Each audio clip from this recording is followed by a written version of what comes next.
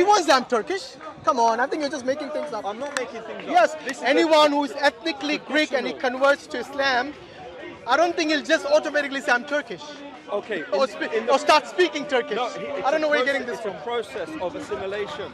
He will undergo a process of assimilation, just like as happened in the Ottoman period. And I think you're stereotyping hold on. people, maybe. This is what defined Greek and Turk in the population exchange period that your part of the world has also experienced between India and Pakistan. Yeah. So what? There Experience what? Sorry. Population exchange between Muslims and you can't even tell them apart. Exactly. So the same goes for our part of the world. We had a population exchange between Greece and Turkey in 1923, and Greek was defined by Greek-speaking and Christian Orthodox. Turk was defined by mainly affiliation to Islam. The majority of these so-called Turks were ethnic Greeks. Northern Greeks. But what's the problem? If they want to call themselves Greek or Turkish or whatever it is, it's not a problem. What's the problem? What I'm saying is that ethnic identity is defined according to religious affiliation in that part of the world. Probably. In the Balkans. It is. Probably, but what I'm saying is that whether it should be like that or not. What is the significance of that? The significance of that is that you cannot look at people like Erdogan or modern Turkey as representatives of what you think of as Islam. Why not? And you cannot dissociate. Why not? You cannot dissociate Islam from history and identity. If Erdogan says he's a Muslim, yes, why can't I say he's a Muslim as well? Well, he is a Muslim. So what's the problem then? He's a Georgian Muslim. Doesn't matter what kind of. Like I said, as far as Muslims are concerned, we don't give any importance to their ethnicity. We welcome the culture in Islam. We do not say you should get rid of the culture or the tradition. Yes, but we do not say that just because his background is Greek or Turkish or Georgian or whatever it is, we say that he's not a true Muslim or not a true representative of Islam. I don't think we use that argument. What you don't understand is that as well as ethnicity being defined by religious affiliation, the process of conversion, including the process of converting regions and mosques, is determined by political objectives. I never denied there was no political factors in this. There is political factors. To Turkish Islam, his ancestors' affiliation to Turkish Islam is politically motivated. Just like the mosque in Cordoba was converted to a church for political reasons. Yes? Who were Ottoman Muslims. Yeah, same thing. For political reasons. They switched from one month to another between Orthodoxy and Islam. And had you asked them whether they're Sunni or Shi'i, they would have known what you're talking about. Well, they didn't know the same applies to many Christians. They don't know they're Catholics or Protestants, or they even believe whether God is a man or not. They have different understandings. So there's different depths of knowledge within different religious communities. Okay, you can say that for the knowledge, but you can't deny the political use of Islam in... I'm not denying there is a political factor in all of this conversion of churches and mosques and so. I never denied that. It's not a political factor, it's a main political motivation. Well, that might be. What? The important thing is that just like when Kemal Atatürk converted into a museum, you think that was a political reason? Yeah, of course it was. Emphasize Turkey's secular direction. That's what I'm telling you. There is political reason for that, and I'm surprised that many Christians are willing for a place of worship to be a museum and a place of worship like the church to be a bar. Like here, there are many churches which have been empty for many years. So they sold them to bars and restaurants and to building flats, and even many of them are mosques. But you will never find mosque converted into flats and bars and restaurants unless it's by force. So not something that the community willingly said, yes, now this is an empty. In fact, there are many people who are struggling. There are many places, there are many masjids which are small for the community. They are looking for places to buy masjids and they can't because there's not enough places where they can buy masjids. The process is not easy anymore. Okay, so there's a difference between what the community voluntarily gives up its own churches to be built for this other purposes other than place of worship. This episode, as I pointed out earlier, is going to lead to not just tension. It is I'm not denying that. I never denied in it. a region Yes. that most of the Arab and non-Arab Muslims who are glorifying in the event do not understand. This is going to increase, is going to make life for Muslims in Bulgaria and northern Greece more difficult. And there's more chance now that historic Ottoman mosques in my part of Greece, Macedonia, East Macedonia and Thrace, are going to be converted into, if not churches, into something that is going to be. What you mean the existing Ottoman mosques, okay, which are symbolic in northern. If they are not functional, if they are not functional, that's a different thing. But if they are functional and they convert them, then they'll cause more problems. They will convert them not necessarily into churches, but what happened in the 70s, for example, one key Ottoman mosque in Salonika, Hamza Bey Jami, was used as a porno cinema. Say again? It was used a mosque. as a porno cinema. A mosque. So that's the kind of thing that they're going to do in Greece. To historic, symbolic. Well, they're doing it in. The oldest mosque. They're doing it in occupied Palestine. There is actually a mosque which have been converted to some sort of a bar or restaurant. So they're doing it already. It's nothing new. In the Balkans, is in northern Greece. It's called Ulu Jami, Great Mosque, in Didimotikon. It's older than any mosque in Constantinople. This has symbolic significance for Balkan Islam. Is it active? Is it functional? It was functioning until about the early to mid 90s. It doesn't function because it's dangerous. Where is it again? It's on the border with Turkey. But not in Turkey. No, it's on the Greek side of the border. On the Greek side, yeah. Have you heard of Edirne? Edirne, It's about half an hour's drive from Edirne. Okay? On the Greek, Edirne is like 5 miles from the Greek border. This mosque is in a town called Didimotikon or Demotika in Turkish, which is about. But we know there's always been friction between Greece and Turkey, and this is something not new. It's been there for centuries. So we know this already. What I'm saying, yes, this actually might cause more problems. I'm not denying that. It will. And in fact, it probably already has. In Bulgaria, forget Greece, Bulgaria is 15% Muslim. And Bulgarian Muslims have experienced peer episodes of severe repression and discrimination by the Bulgarian authorities.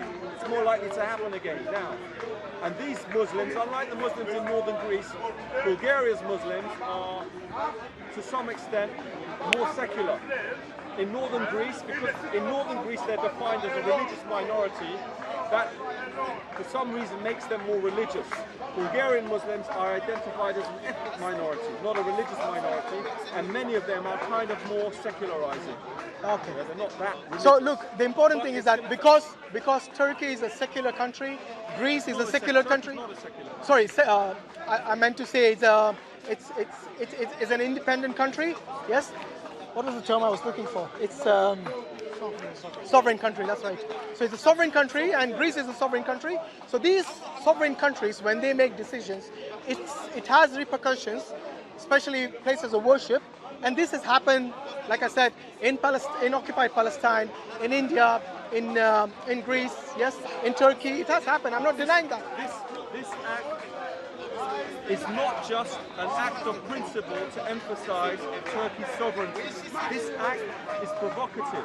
This act could lead to a chain of events in which Turkey ultimately occupies parts of northern Greece and southern Bulgaria. I think we are going a bit too. We're exaggerating. Exactly. It's over exaggerated now. That is the worst case scenario. But Erdogan has regional, geostrategic ambitions. Yes. I think he wanted to quash the secularists mainly in Turkey, the Kemalists. Yes. So I think that was his main. What do you say? Maybe main ambition. Yeah, because so you wanted to say, look, we are in control, and you guys are not. Okay, similarly, what Atatürk did in the 30s when he converted it into a museum, I think he probably had the same. He wanted to show the same. What do you say? Ambition that Turkey we are in control. Modern, Western, secular state, and it was the final nail in the coffin. But you will agree that Turkey. You will agree that Turkey actually uses its own tax money to maintain many of the churches and the synagogues, which are quite ancient. in that part of the world, in Turkey. So they do actually look after. I would say, compared to even the Europeans, the Turks have been very generous in maintaining these places of worship of other communities. Yes, so there is an old Syriac church just next to the Hagia Sophia, which has been functional and which has been looked after and maintained by the Turkish government. So I think you should give them credit for that as well. I do So those people who just say that they are bad, they're converting this church and so on, I think they should look at the reason why Erdogan had to do that. He might have genuine reason. It could be, like I said, there are many factors. Yeah, I'm not denying there are political factors playing here. I never denied that. I've been saying this throughout this talk. What I'm saying is that you should also look at the other side where he actually did. Sorry, not him, but the Turkish government have been doing for the past many years and decades and centuries of looking after these different places of worship and using their own taxpayer money to look after these places of worship. Islam as a political tool to gain votes. He did it in Istanbul to try to gain votes from İmamoğlu, CHP, Atatürk party. He's trying to revive new Ottomanism with Erdogan. It's just going to create division within the country. More existing than they are today. It was not a positive move whatsoever. Everybody has different opinions. So there are people who say it is a positive move. Those are people who say it's a negative move. It's an opinion. As a Muslim, you can't be happy with Islam being used as a political tool. Say again? You can't be happy with Islam being used as a political tool. It's being used to gain. No, wait. When you say Islam, first and foremost, would you be happy for a masjid to be converted to a museum? No, because that was the political tool. By the way. No, but I agree. I'm Muslim. I agree with you. I know, but you should first realize that what happened in the court in Turkey was. Wait. You hear me out, bro. Hear me out. The reason they now gave the permission to pray there, which was revoked by the same court during the time of Atatürk, was because this masjid was a waqf. Yes, so it was an endowment which was used only as a masjid, which was agreement to be used only as a masjid. This waqf was broken by Atatürk and his party. Yes, so what happened? There was injustice done to the Muslim for the past, I don't know how many hundreds of years. I know, but that wasn't the reason why Erdogan did it. Sorry, 86 years. My apologies. I agree Yes. with you 100%. Yes. That's not the reason why Erdogan made it into a church. He made it for political reasons. Erdogan didn't make it into church. No, sorry, made it into a mosque. Sorry, that's what I meant to say. He said 3 years ago, he said when asked about Hagia Sophia, there were lots of Muslims said, why don't you turn it back into a mosque? He said, why don't you build up the other mosques around Hagia Sophia, which are empty? Yeah. It was done as a political tool. It was not done for religion. But the reason, wait, whether it was political or not, the important thing is what happened in the court. In the court, If it's controlled by Erdogan. bro, hear me out. I agree with you. I agree with No, hear me out. The reason which was given in the court was that this was a waqf and it was only to be used as a masjid. There was injustice done to the Muslims in 1934 when it was converted into a masjid. The court would have made that decision 10 years ago, 15 years ago, right now. It's because Erdogan is receiving a lot of opposition. He's receiving opposition. But I never denied there was a political motive as well. I never denied that. That's why it doesn't make sense why non-Turkish Muslims are glorifying this act. It doesn't make sense. No, wait. Especially you who recognizes For me, it was a masjid. I'm not glorifying it as anything else.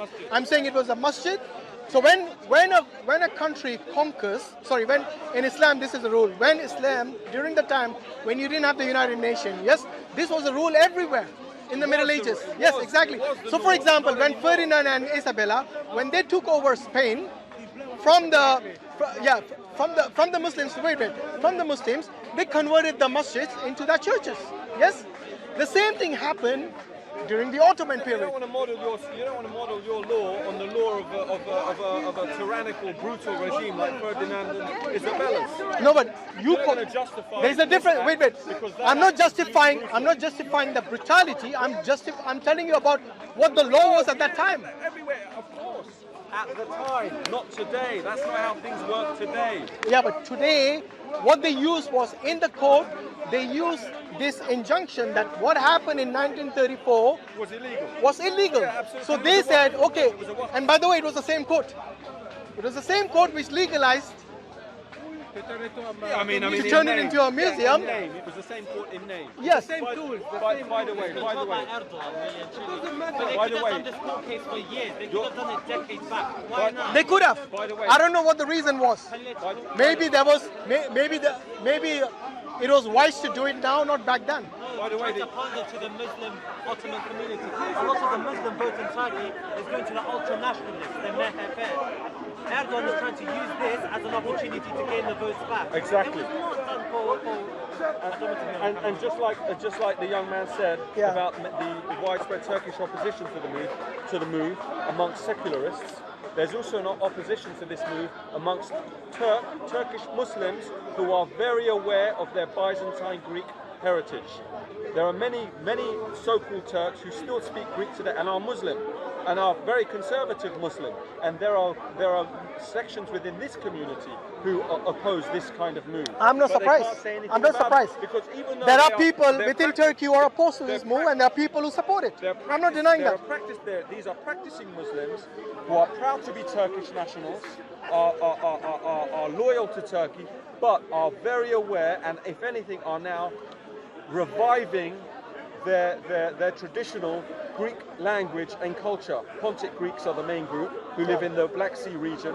The Pontic Alps. From what I've noticed is that Turkey is one of the most, a country which has got synagogues, mosques, churches, and I think there's a lot of religious freedom compared to other Muslim countries. Absolutely. Do you agree with that?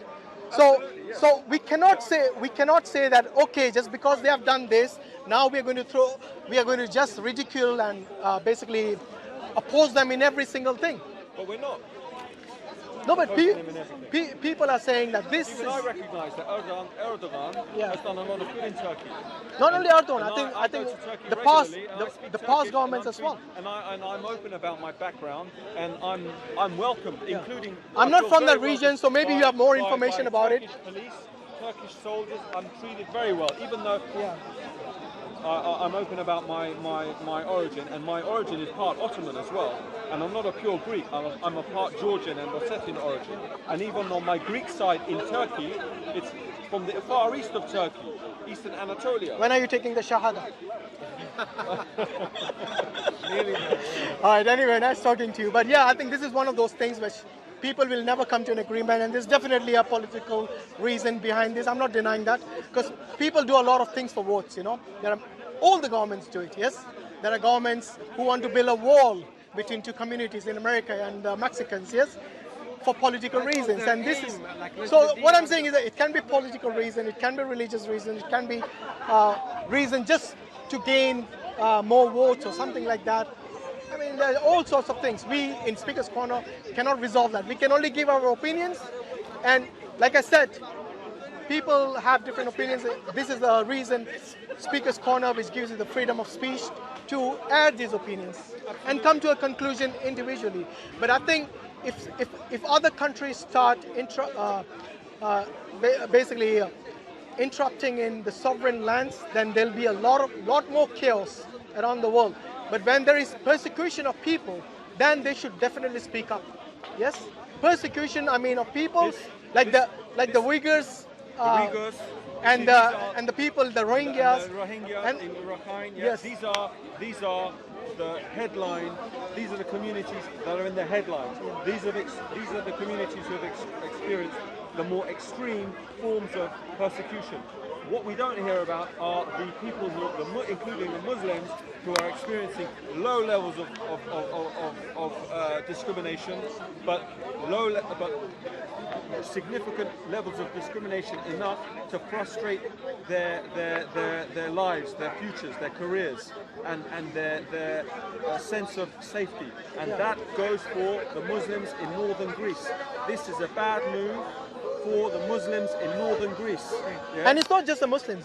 We basically oppose all sort of persecution, whether it's the Muslims or the non-Muslims. The important thing is this: when justice is established, then only you will have peace. But when it is not, when there is injustice done, then you have problems which you're talking about. The thing is, you are not going to hear about anything that happens to the Muslims in northern Greece because it's not going to be. It's not in the media. It's not going to be extreme enough. I totally agree. It's not going to be as extreme as what the Uyghurs are experiencing. You're not going to hear about it. They're going to be living in misery. But the important thing is that even if it's extreme, and even if you hear it in the mainstream media, what has been done about it? Like for the Uyghurs, or for the Rohingyas, or for the Kashmiris, or the Palestinians, or whoever it is. It's done in Greece. There are mechanisms in which to make sure this, through which you can ensure that it stops. So the Muslims of northern Greece have taken the Greek government to court several times in the 80s and 90s through the International Court of Human Rights. Right. And has there been any progress? Yeah, they have, absolutely. But this is going to turn back the clock. This issue with Hagia Sophia is going to turn back the clock. And these Muslims.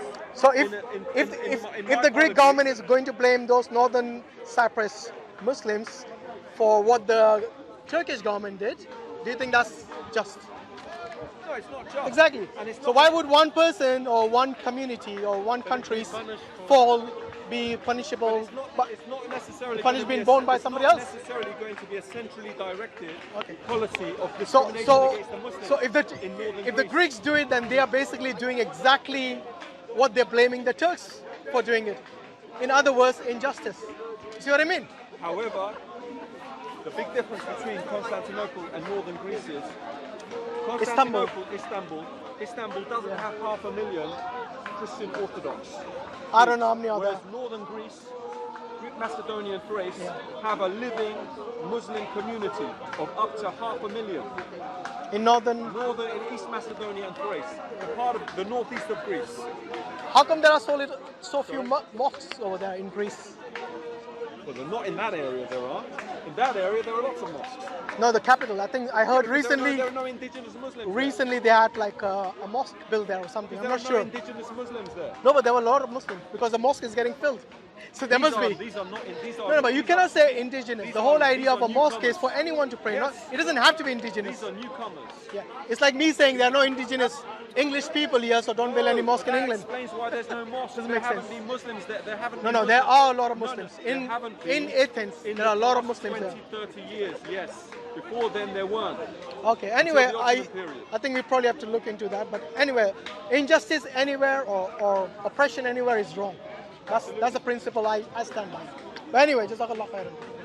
Assalamu alaikum wa rahmatullahi wa barakatuh.